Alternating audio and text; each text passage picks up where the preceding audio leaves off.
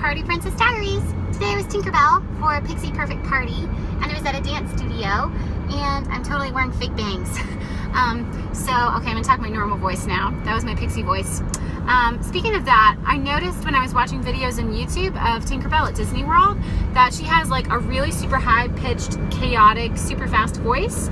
But in the new Tinkerbell movie, she does not have that voice. So I was a little confused, and because of that, I was trying to figure out like my own Tinkerbell voice. So I kind of came up with something that's a little bit in between. It's kind of like a cross between Barbie and Tinkerbell. It's not too fast, not too high-pitched, not too Barbie. You know what I mean? So, wow, I don't know what I did with my face. I feel like my face just did something super weird when I did the Barbie voice. I don't know what that was. Roll eye or something. Eye rolls. Anyway, back to Tinkerbell. So, I decided I didn't want to spend a lot of money on a Tinkerbell wig because I don't get booked as Tinkerbell a lot. And I'm blonde. By my own choice, I dye my hair. It's like more like dirty blonde naturally. But I bought these bangs on Amazon. They are clip-in bangs, and when I got them, they were really long, and they had these long pieces on the side. So I trimmed them, and I think they actually look like pretty natural and cute. And then that way I can style my own like bun for Tinkerbell and everything. I'm driving, so I'm gonna try to be careful, but I'm trying to like show you my bun with my hair piece that I made. It has a little butterfly in it. I basically took a piece of felt, put some elastic on the bottom so that I could bobby pin through the elastic loop, and then I hot glued on flowers and a little silver butterfly and leaves and stuff just to make my Tinkerbell version a little more glamorous. So when I was at my Pixie Perfect party today, I did a variety of things. One of my favorite things was to do a fairy lesson. So we can put fairies in all of the different talent guilds. So there's obviously Tinker fairies, water fairies, light fairies, garden fairies, dust keeping fairies, fast flying fairies, frost fairies. There's like a bajillion types. Anyhow, I stuck to the main ones: garden fairy, animal fairy, water fairy, and Tinker Fairy. And then the little girls could pick which one they wanted to be, and I had some little stamps, and they each got a stamp depending on whatever guild they had. I had like a flower stamp and a heart stamp and a star stamp. So they got a stamp on their name tag because I made them wear name tags because I had 12 of them, and it was at, like I said, at a dance studio rather than a birthday party, so I wanted to know their names. So we joined our talent guilds, and then to music we acted out all the things that fairies do. So for water fairies, we danced to Let It Go, and we pretended to make snowflakes, so that was fun. Garden fairies, we used ribbon wands to pretend to grow flowers. We planted little seeds, and we just used our imaginations and did it like invisibly. I love to foster that imagination in little ones and how they can pretend without actually having something physically to pretend with. Just making it up in their mind. Super fun. I used to do that as a kid all the time. Good memories. So that's what we did for garden fairies. For Tinker fairies, we made magic wands.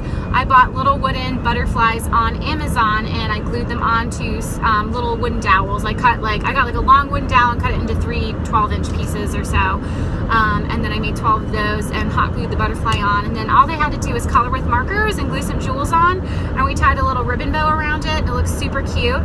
And then, so that was Tinker fairies. What else did we do? Animal fairies. This was super fun. They were all about this.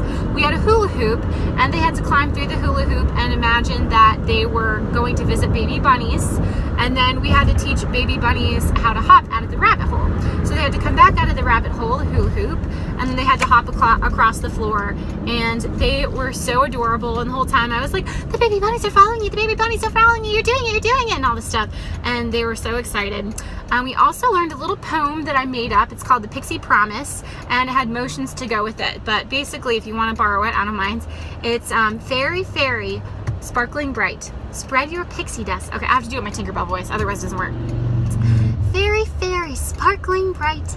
Spread your pixie dust tonight. Bring your magic to the world and joy to every boy and girl.